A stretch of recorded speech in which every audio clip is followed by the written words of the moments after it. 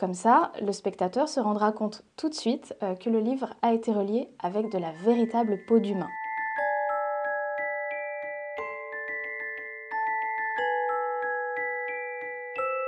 Alors la bibliopégie anthropodermique, c'est la pratique qui consiste à relier un livre avec de la peau humaine.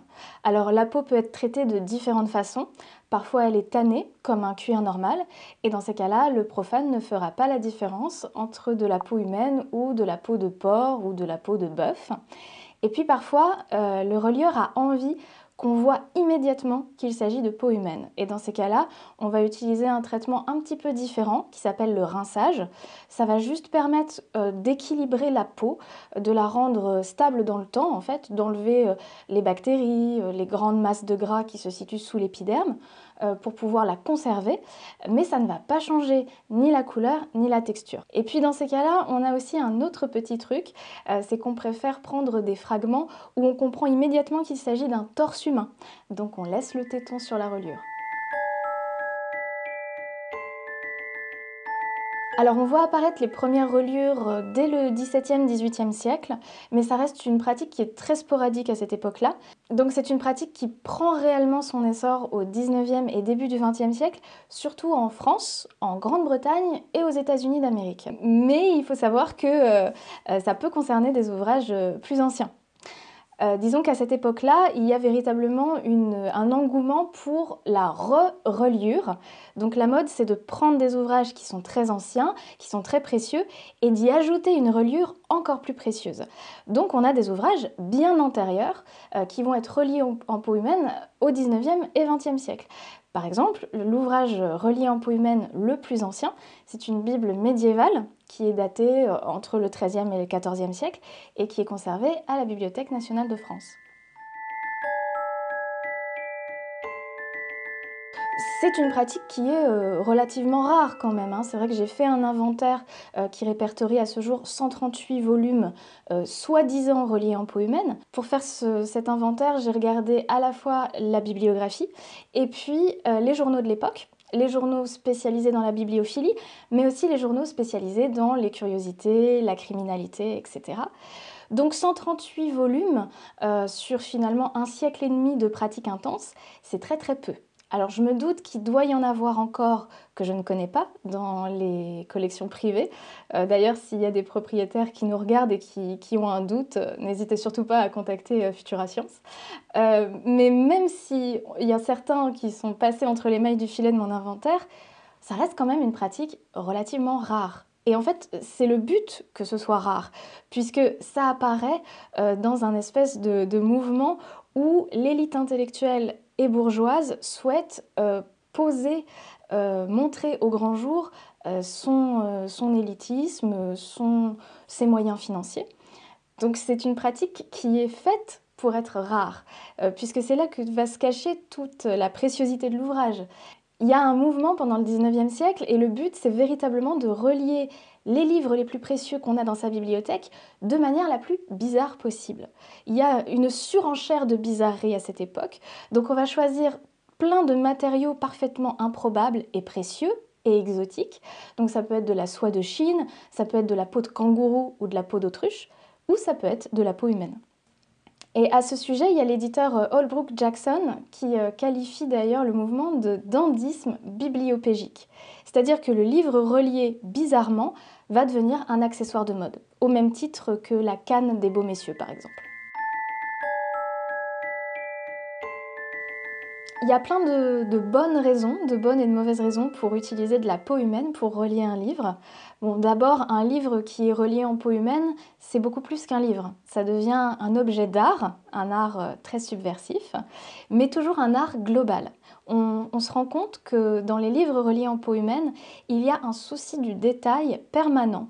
Le livre devient un objet signifiant et tous les éléments mis en place sont là pour tendre vers cette signification. Le livre en peau humaine, il va être à la fois cohérent par son enveloppe, par son aspect et par son contenu. C'est-à-dire que ces livres-là, ils vont avoir probablement une iconographie un petit peu macabre. Pas toujours, Mais souvent, on trouve des thèmes de crâne, de faux, de pelles de fossoyeur, etc. Et puis le livre, on va choisir le donneur de peau en fonction du contenu. Il y a bien sûr cet exemple des livres de criminels où le compte-rendu du procès est relié avec la peau du condamné, mais il y a d'autres exemples. Parfois, on va choisir de relier un livre en peau humaine juste pour le plaisir de faire un jeu de mots. C'est comme ça que le dictionnaire de Samuel Johnson a été relié avec la peau d'un criminel dont le nom de famille était Johnson. On a aussi pas mal de traductions françaises d'Edgar Allan Poe qui sont reliées en peau humaine, soi-disant reliées en peau humaine ou véritablement reliées en peau humaine, puisque un heureux collectionneur français qui possède une édition du Scarabée d'or a effectivement un livre en peau humaine entre les mains. Il y a également le livre Cher de Paul Verlaine qui a été relié avec de la peau humaine, et là on voit bien que c'est de la peau humaine puisqu'il y a un tatouage au milieu de la reliure.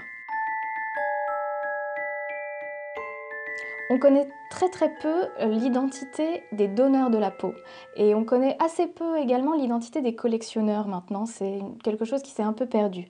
Mais parmi les gens célèbres qui ont détenu des ouvrages en peau humaine, on peut citer Camille Flammarion qui d'ailleurs a eu un livre particulièrement précieux puisqu'il s'agit de son propre livre qui s'appelle Les Terres du ciel et qui a été relié avec la peau des épaules d'une de ses fans qui est morte très jeune et qui a voulu lui léguer sa peau par testament. C'est une histoire très belle, très romanesque et c'est un de mes exemples préférés parce que ça contraste un peu avec une histoire de la bibliopégie anthropodermique qui majoritairement est plutôt du côté du sordide. Parce que le donneur de peau est souvent un indigent, une personne qui a été disséquée publiquement, un criminel condamné à mort. Donc généralement, c'est loin d'être très romantique et poétique. Donc cet exemple-là est particulièrement chouette. Les motivations pour créer un livre relié en peau humaine sont particulièrement variées. Et parmi ces motivations, certaines sont assez violentes socialement. C'est véritablement l'incarnation d'une violence de classe, particulièrement entre les médecins et leurs patients ou entre l'autorité judiciaire et les criminels, les condamnés. On a une très grande mode qui consiste à relier le livre avec la peau du condamné à mort. Et généralement, ce livre, eh bien, il traite du procès du condamné, il relate un peu sa vie, son parcours criminel. Au XVIIIe, XIXe et un peu moins, heureusement, début XXe siècle, la justice instaure ce qu'on appelle un spectacle de la mort. C'est-à-dire que le condamné ne va pas seulement être condamné à mort, il va aussi être condamné à tout un procédé d'humiliation publique. Cette humiliation publique commence in vivo pendant le procès, bien sûr, mais se poursuit après la mort par l'exposition du corps du condamné, par sa dissection, parfois publique, et d'ailleurs ça amasse pas mal les foules. On a 5000 personnes qui viennent à la dissection d'un très grand bandit britannique dont la peau a été reliée autour d'un livre. Et puis, à la fin du procès, on va exposer le corps, on va le disséquer et on va faire des objets avec le cadavre du condamné qu'il ne va pas recevoir une sépulture réelle. Généralement, le squelette est transformé en squelette monté pour les cours d'anatomie. Et on peut avoir différents objets secondaires, des scalpes, la langue, qui est parfois momifiée et exposée. Ça, c'est le cas d'une femme qui a été jugée pour empoisonnement. Et puis, la peau est récupérée pour faire divers artefacts. Alors, non, malheureusement, malheureusement ou heureusement non.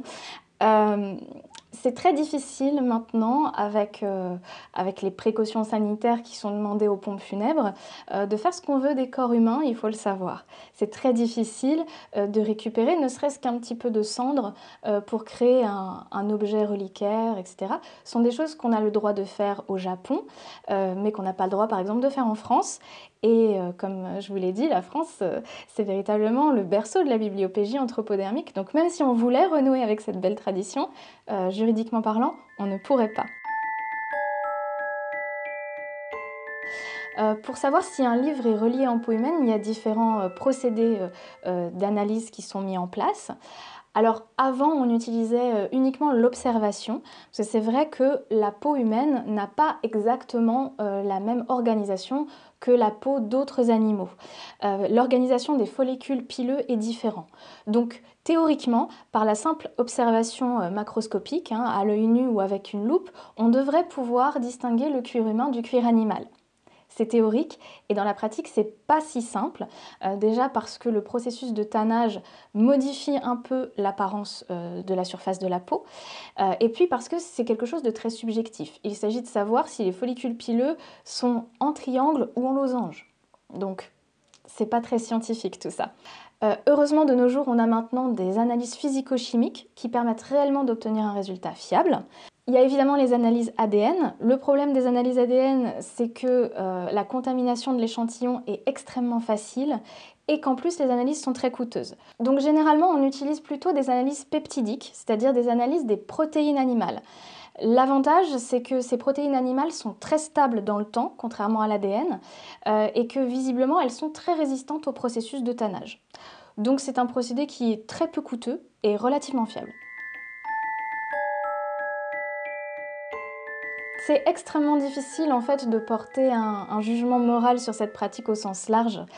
Chaque livre a une histoire très très différente. Il faut la replacer toujours dans son contexte historique et dans son contexte de la petite histoire également pour comprendre pourquoi on a voulu faire ça à tel moment. Donc il y a des productions qui sont extrêmement poétiques. On parlait tout à l'heure du cas de Flammarion, mais il y en a d'autres. Personnellement, j'ai rencontré dans mes recherches des testaments d'époux qui souhaitaient relier leurs livres préférés avec leurs peaux respectives pour qu'ils soient tous les deux réunis autour de l'ouvrage qu'ils préféraient lire ensemble au coin du feu. Enfin, je veux dire, c'est hyper beau et c'est hyper poétique. Et puis parfois, il y a des pratiques qui sont véritablement nauséabondes. Je pense par exemple malheureusement à un de nos compatriotes, Ludovic Boulan, qui était médecin et qui a un rapport complètement malsain à la bibliopégie anthropodermique. Dans ses carnets personnels et même dans ses autographes des livres reliés en peau humaine, il décrit la manière dont il tanne lui-même la peau, il décrit la manière dont il prend beaucoup de plaisir à objectifier la peau des femmes. Et Paul Needham, qui a dirigé la bibliothèque de l'université de Princeton pendant des décennies, parle même à ce sujet de viol post-mortem. Et c'est vrai que quand on lit dans la langue ce que raconte Ludovic Boulan, on a véritablement l'impression d'un rapport de domination à la femme qui est en plus une patiente, poussée post-mortem, qui est extrêmement dérangeant pour le lecteur contemporain. Et même d'ailleurs pour le lecteur de l'époque, et c'est vraiment pas beau.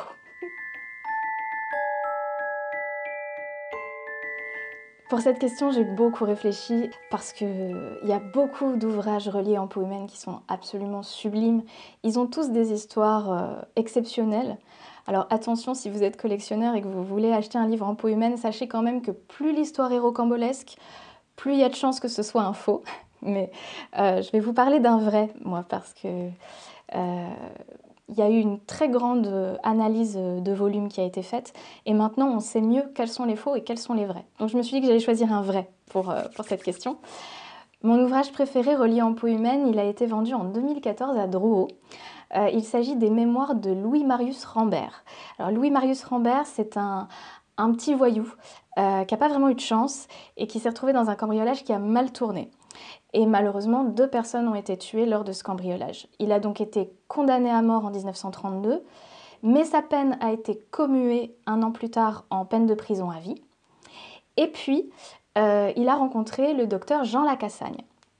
Jean Lacassagne, c'est le fils d'Alexandre Lacassagne, qui est très connu à Lyon parce que c'est lui qui a créé une nouvelle méthode d'identification des criminels. Il a mis en place des fiches anthropométriques, des descriptions et aussi des entretiens avec les criminels. Et son but est véritablement de dresser un portrait du futur récidiviste pour pouvoir mieux les encadrer quand on les arrête une première fois. Et dans ces analyses, il y a l'observation, la photographie et la description des tatouages. Parce que pour Alexandre Lacassagne, le tatouage, c'est un signe visuel de future criminalité. Et il se trouve que Louis Marius Rambert a de très beaux tatouages sur lesquels il raconte sa vie. C'est une manière pour ces personnes-là de s'exprimer, d'exprimer leur douleur. D'ailleurs, sur le torse, Louis Marius Rambert a marqué «Mon droit barca», c'est-à-dire «mon droit bafoué». Et juste en dessous, il marque «Victime col bleu». Donc pour lui, le contact avec le monde judiciaire, avec l'autorité, c'est véritablement un contact négatif depuis le tout début de son existence. Et il rencontre Jean Lacassagne, donc le fils d'Alexandre Lacassagne. Et là, ben voilà que Jean lui donne la parole et lui demande de raconter toute sa vie. Il lui dit qu'il va écrire un livre sur lui.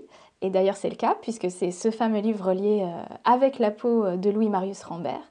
Et quand Louis Marius meurt à la prison Saint-Joseph de Lyon, il écrit un testament qui est extrêmement mignon parce que c'est plein de fautes d'orthographe et de syntaxe, mais il lui dit « Je sens que je ne vais pas faire de vieux os et du coup je vous lègue mon corps pour une dissection et ma peau, mais à vous seul, docteur Jean Lacassagne ».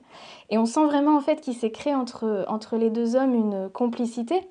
Alors bien sûr, le but de Jean Lacassagne, c'était de faire une étude criminologique, mais visiblement, un lien de confiance s'est instauré entre les deux, suffisamment pour que Louis Marius donne sa peau de lui-même, fasse ce legs à ce médecin. Donc ce livre me plaît beaucoup parce que c'est l'un des seuls exemples qui est relié en peau de criminel, pour lequel on ait un consentement du criminel, un consentement éclairé et manifestement motivé par une amitié naissante entre ces deux personnes. Aujourd'hui, on a un véritable engouement populaire pour le phénomène de bibliopégie anthropodermique. C'est un sujet qui revient sur le devant de la scène. Et d'ailleurs, il y a un livre grand public qui est sorti cette année sur la question aux États-Unis d'Amérique. Je ne sais pas si la France serait prête à recevoir ce type d'ouvrage, parce que c'est un ouvrage avec un humour noir un peu décalé, un peu roman de gare, qui ne sied pas forcément très bien au sujet quand on a une sensibilité très française sur le respect du corps et de la mémoire. Mais en tout cas, il y a un public qui est demandeur d'en savoir plus sur la question.